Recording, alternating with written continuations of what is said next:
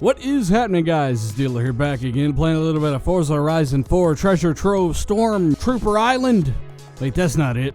Fortune Island. Yes, it's a good time running on the Xbox One X. Looks amazing. Anyway, I digress. Today we're talking about Xbox 2 development kits. Yes, we have some more information regarding 2 different development kits. Not only that, but we have an idea of what they are doing, what they are shooting for, who they are targeting, and what they may offer that the competition may not.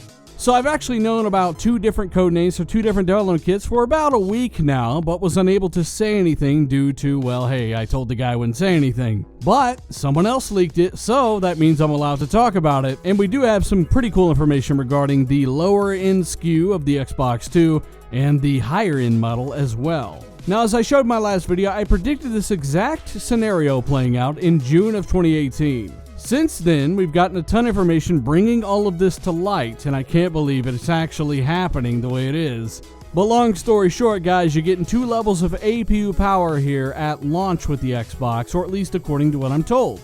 Now, like I said, we have some information on the development kits of both the low-end Xbox 2 and the high-end model as well.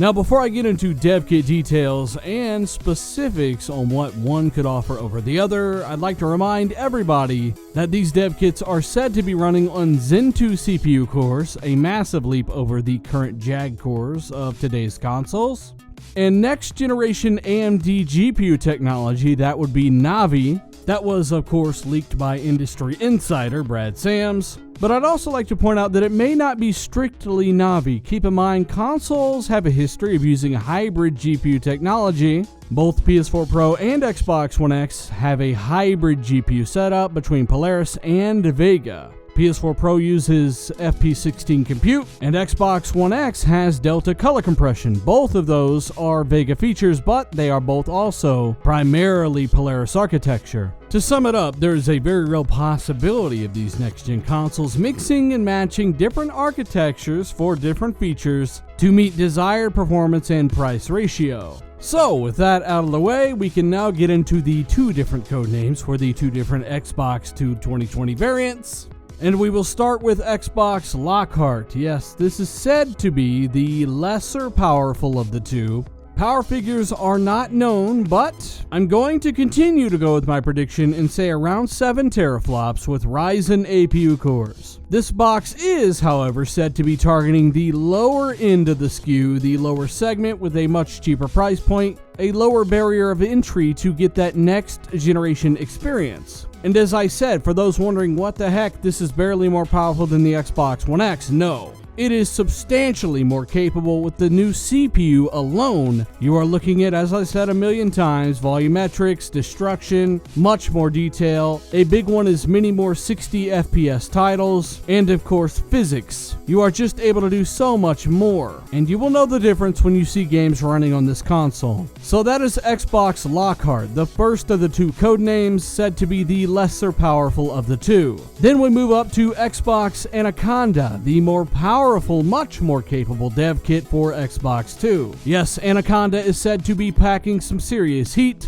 It is the premium version of the Xbox 2. Think of Lockhart as the new S, think of Anaconda as the new X, but for the Xbox 2. Now, as I mentioned in my last video, it is very likely that Anaconda, at the very least, is packing some kind of very serious storage solution. Yes, I'm talking SSD in a console. Now, that may sound absurd to some, and trust me, not too long ago I was there myself, but what I can tell you now, knowing what I know now, is that these consoles are going to go the route of the cell phone in the way that there are several different types of the same model cell phone, but of course with their own X or XS or Max or S9. They're ultimately the same thing, they just run faster or have better displays than those that came before, or those that are cheaper. Xbox is going this route, and Xbox Anaconda is a premium console looking to solve ancient console problems like long load times. They can do this with things like an SSD, and they can afford to do this because they know you're going to pay more for that best console experience. Now, I'm sure there are some of you who are already concerned, hey, they're not going to sell any of these high-end Xboxes, they're going to be too expensive, how are they going to make any money? Well, as I've said before, they don't make much money at all. The margins are super slim on hardware, the money's made in software. They are looking to deliver you the best console experience to keep you on that ecosystem. Or if you're a little bit less hardcore, you could just play all of your games through streaming on xCloud, their new streaming service set to debut most likely in 2020 for the public. This way you can play your games anywhere, tablets, cell phones, etc. Just remember, they don't care where you're playing their games as long as you are buying the software from them. Play it wherever you want, local hardware in your living room or a cell phone at work. Now, if you're like me, you're going to go with local hardware power every single time that you can, and Microsoft themselves has said over and over that they are focusing on the flagship local hardware of their consoles, and that streaming may never be the primary way to play games, but it is an option for a ton of people that do not have an Xbox. Yes, Xbox Anaconda is going to be considerably more expensive than the value of Xbox Lockhart, but Lockhart is going to be one hell of a value. You are getting a real next generation experience on this box that is aimed mainly towards the general consumer. Yes, you may be missing out on something like potentially an SSD, maybe more native resolutions, a couple effects here and there, but you've saved a notable amount of money in return. If you don't want to invest in the high-end hardware, you don't have to. But just like phones, if you want to shell out a little more, you can always get a little more. And those who do not want to pay $500 or $600 even will have the $300, $400 version of the Xbox 2 ready to go. Everybody wins. Those who have the disposable income can get the highest end model with the best load times, whereas those who don't care about those types of things or just want to save some money have that option for that entry model that is still extremely capable, and it is also a phenomenal value for the dollar. Let me know which one you would buy, the cheaper but still capable Xbox 2 entry model for around $350, $400, or the all-out SSD-powered Xbox 2 with perhaps 10 to 12 teraflops on offer that would provide more stable resolutions, more effects, and just be overall more future-proof with much better load times for around $500 or maybe even $600. Yes, I'm at the point where I don't think Microsoft care if you buy this thing or not. They already let you play their exclusives on PC. It's a great pro-consumer thing. You have options. They have already announced xCloud, which is a service that will allow you to stream your games to a cell phone or a tablet or potentially your refrigerator. They do not care where you play these games. They just want you to buy more games. And to some people, they need really, really good console hardware to really enjoy gaming. And if they can provide that to you and encourage you to buy even more games on that system, they will do so. Keep in mind, with this mentality, they will not take a loss on the hardware. They will sell to those who have the means, and that way they can produce high-end products like this without taking a big hit to the company. They can simply deliver what the high-end customer wants, what the high-end customer has asked for, satisfy that customer buys more games. Or at least that's the way I see it. And whether or not you're on the Xbox One S, the Xbox One X, the Xbox 2, the high-end Xbox 2, I think you're going to be able to play games on all of these consoles for at least several more years. And for those that are concerned about the old Xboxes holding back the new Xboxes, I point to PC gaming as my example of how they will not hold back newer hardware. Those who develop on PC know that you must tune for different hardware spec,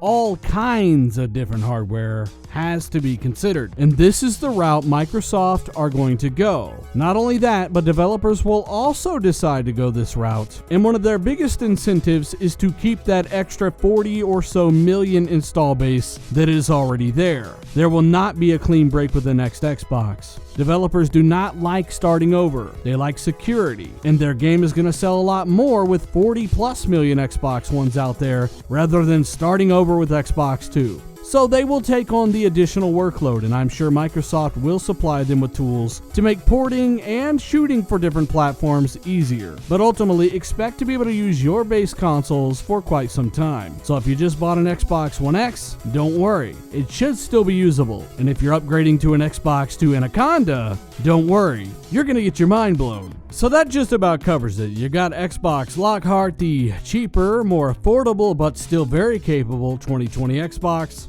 You've got Xbox, codename Anaconda, the juggernaut of a console, set to dominate everything else in 2020. Lockhart will be Xbox's cheapest next-generation offering, and Anaconda will likely be the most expensive next-generation console, and yes, this does include the PlayStation 5. But in return, you get more capability. Only question is, what exactly is Xbox Scarlett? Is this the rumored streaming box that targets $100 to $150? This box is set to use local hardware as well as the cloud to deliver high-performance streaming to you with ultra-low latency. Well, that's my guess, but I guess ultimately we will see. So, as always, the source confirming everything that I've said here is linked down below. Don't forget to let me know what version of the Xbox 2 you would buy. The cheaper one, maybe you save a buck or two, but you get plenty of performance for your money. Or the high-end Xbox 2 that perhaps gives you some extra bells and whistles and much better load times. If you liked the video or learned something today, hit that like button. It helps more than you know. Of course, if you get a second or two, share this with some friends. And if you're new or just want to keep up with the latest and greatest next generation news, rumors, and more, subscribe for more stuff like this. Like I said, let me know what you guys think down below. Stay tuned for the Patron message. I'm Dealer. I'm out.